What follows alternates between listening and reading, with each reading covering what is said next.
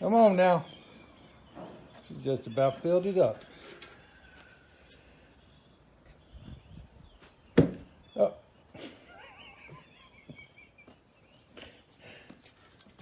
You silly girl. Here you go.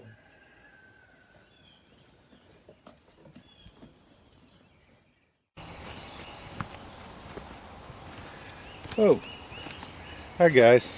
Tim again with Real Southern Exposure. How you guys doing today? Well, today what we're going to be doing is we're going to be cutting up some cross ties, which are 6x6 and nominal lengths. It really doesn't matter. These cross ties are going to be made out of an interesting type of wood, one that a lot of people do not like, and that wood is sweet gum. Interesting thing about sweet gum, I used to feel the same way about it. Interesting thing about it is sweet gum is actually very useful. This right here is the leaf. Looks kind of like a five-sided star. These things grow everywhere down here in the southeast. They're a type of hardwood. It's a softer type of hardwood, kind of like poplar. These leaves right here have a lot of antibacterial and antiviral properties about them. The ancient Aztecs, there's actual documented proof of ancient Aztecs using the inner bark from sweet gums and boiling it and making something called Storex, and that would actually be used as an anti-diarrheal, and the leaves have antibacterial, antiviral properties. It was used for wound care, and you can also take and boil the inner bark with milk, and it has other medical properties associated with it as well. An interesting fact is that whenever H1N1 back in 2009, 2010 came out, what the medication that they used to fight H1N1 was actually sweet gum. Some of the sweet gum. A lot of people don't like the sweet gum because of the seed pods that are on there, because they're like little spiky balls, and each one of them balls has probably, I don't know, 40 to 100 seeds in each one of them balls. But and these things grow, they're very hardy, they grow just about anywhere. Very hardy plants, and the wood that's in them is extremely beautiful lumber, because it's multicolored, kind of like poplar is. You know, poplar will have purple hues and green hues in it and brown. Sweet gum is the same way, pulling the minerals out of the ground, distributing it through the wood. However, the wood is extremely hard to dry. It will split a lot.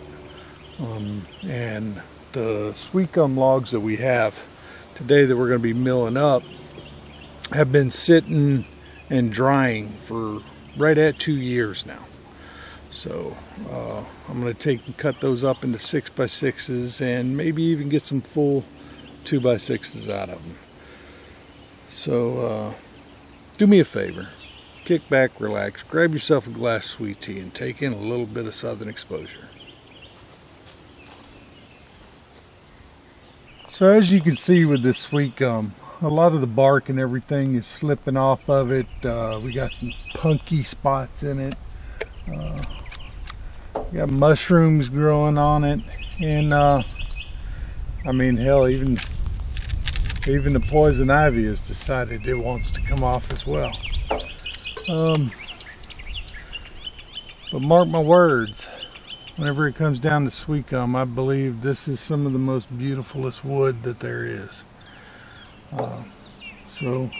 Now that we got this thing chalked up in the mill, let's go ahead and open her up and see what we got in there.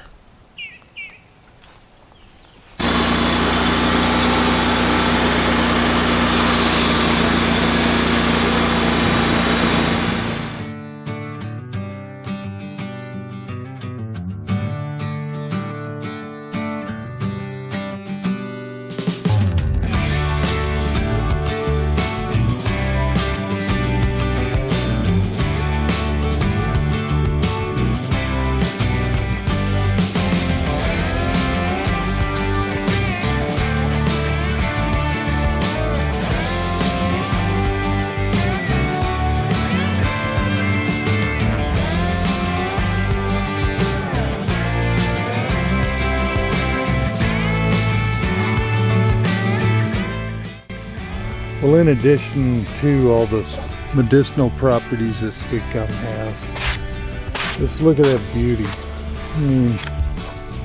Look at that. That is some beautiful, beautiful stuff. And it's only going to get darker the more it's exposed to air. This wood will start cracking up and it will warp. The fresher it is, the more warp it will get. Look at that, ain't it beautiful? Now, sweet gum is not overlooked as for its beauty, but it's also one of the lighter hardwoods once you end up getting it fully dried out and you get it squared up. It's one of the drier hardwoods. It's not very rot resistant. It will rot, and it will rot in a hurry. The drier you can make it, the faster you can make it dry, the better it is. Now, one of the ways that I have figured out to work with sweet gum is after I cut the tree down, either I will store them up for a couple of years to let them cure, dry out and cure, or one of the other ways to do it is to take and cut the tree down, square it up into a large can, sticker it, and put it in a warm, dry place for a long period of time. We're talking, I wouldn't even think about cutting it up until at least 6 months has gone by.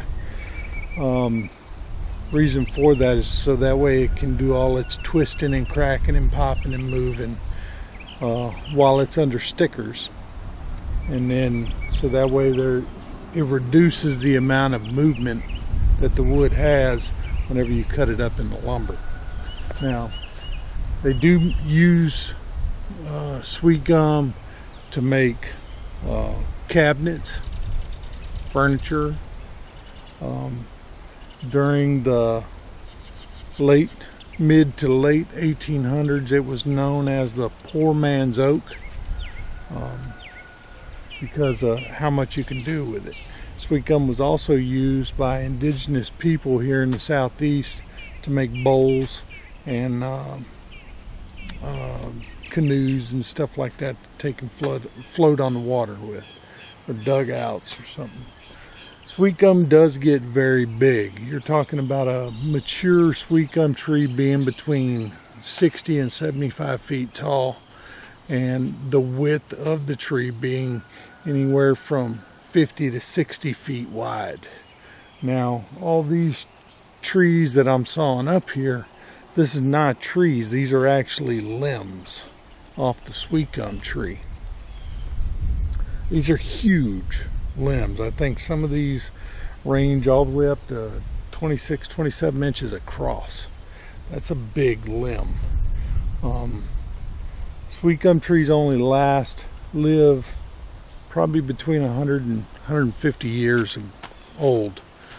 They do have some that has dated back up to 300 years.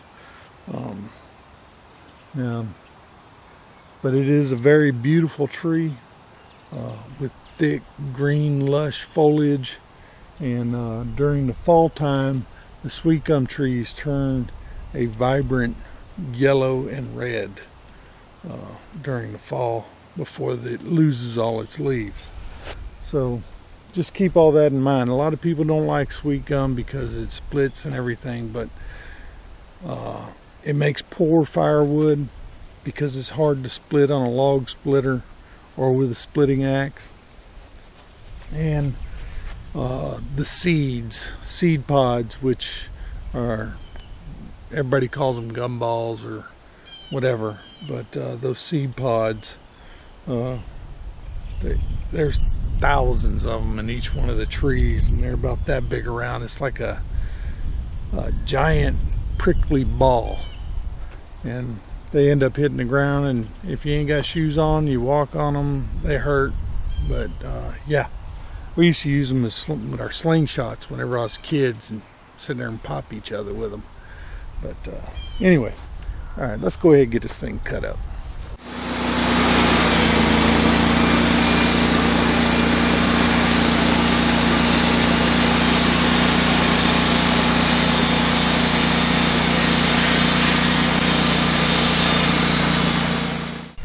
As you can see, look at that.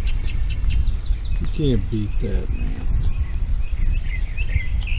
That is some beautiful looking stuff. And it's only going to get darker the more air that hits it.